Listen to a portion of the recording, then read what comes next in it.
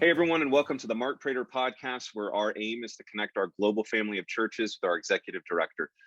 Mark, on the last podcast, you were anticipating a global leadership development retreat that you, in fact, attended as we record this in this past week. You just got back last night. Tell us how it went.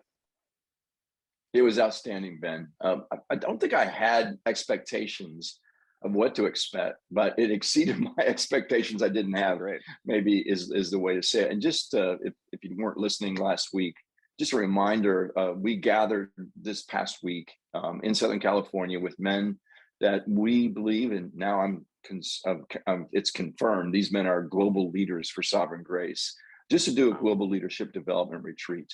And reminder who was there. Diona Thomas couldn't get a visa from Liberia, but he did join us much actually throughout the retreat from Liberia.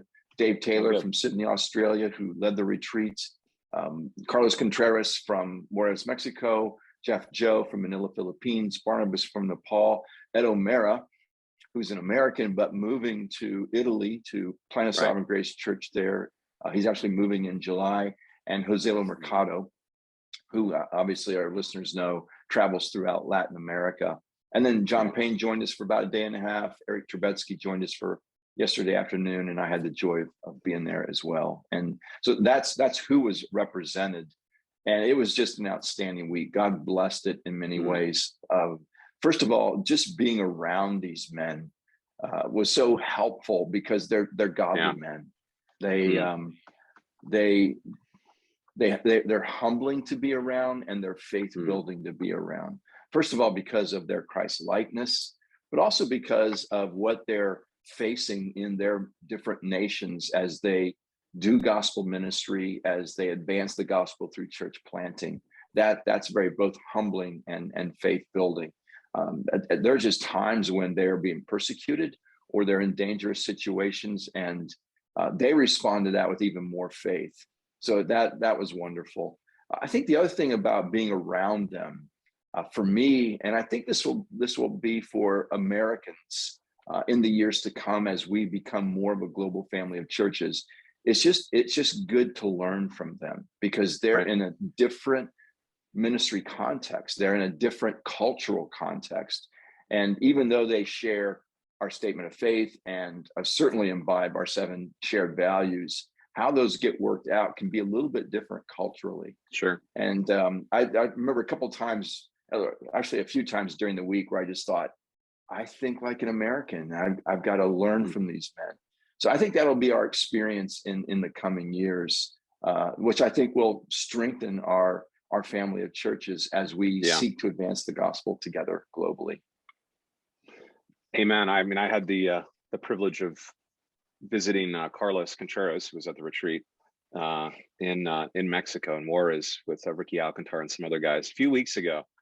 And boy, was I humbled and encouraged and strengthened in my faith to just sit and listen to Carlos and Abelardo talk about their history and the ministry they're doing in Mexico. And I just came back full of an increasing sense of faith to risk and press into the mission of Jesus. And so these kinds of men are wonderful for our family of churches to help us, as you're saying, to learn and to grow and to build our faith as well. Could you give us a couple examples about what these guys were talking about and what they're experiencing? Yeah, one example, Jeff Joe brought it up in Manila. He was saying that in his cultural context, there can be an exaltation of leaders a bit, and combined with a pretty heavy Catholic influence or majority Catholic influence in the nation. So he can actually be looked at almost like the Pope.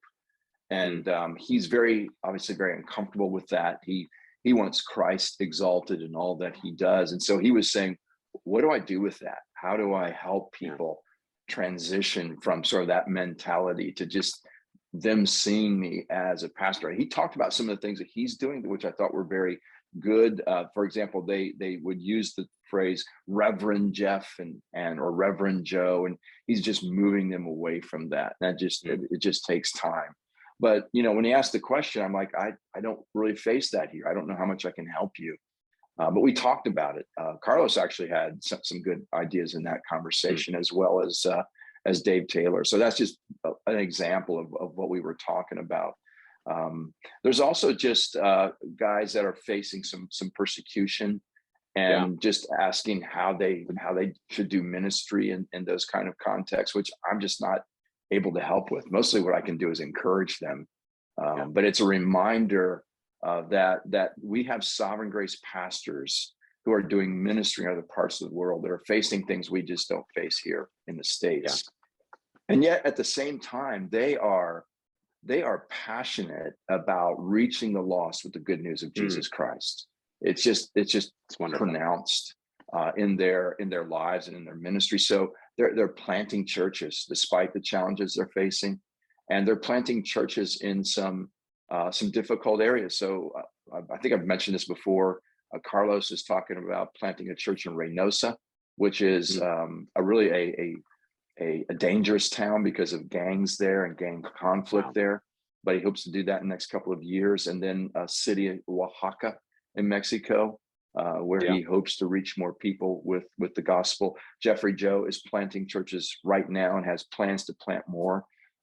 In the Philippines, there's an area south of Manila that has more Muslims there, and they're seeing Muslims come to Christ, which is very exciting.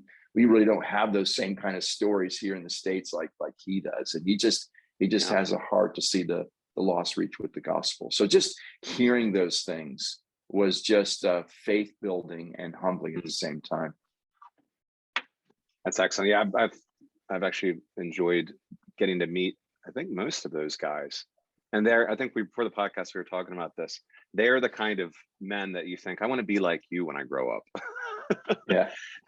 Just being around them, their passion and conviction. Just you leave there wanting to be a better, more faithful pastor, just to be with them. I found that anyway, and I imagine you do too. So, yeah, I was actually taking a walk yesterday morning before I boarded my flight and praying, and I was just thanking God for those men, because these are very good leaders. They're not just good pastors; they're very good leaders. And why would God be so kind to our family, a small family of churches, to give us quality leaders and godly men like that? I was just thanking God for those men. And so pray for them and pray that God protects them and uses them. And we're a richer family of churches because of them. Yes. Amen. Well, thanks for serving those guys. Thanks to those guys making the sacrifice of coming to California from where they live and leaving their family. So thank you guys for that sacrifice and investment. And I'm sure everyone enjoyed watching Dave Taylor consume large amounts of candy and grape soda and cookies all week. Exactly. He did. Nice. All right. Thank you for watching or reading the podcast. We'll see you here next week, Lord willing. Bye for now. Thank you for watching. If you have questions or comments, Mark would love to hear from you. For more videos like this, hit subscribe on YouTube or by email at markkprater.com.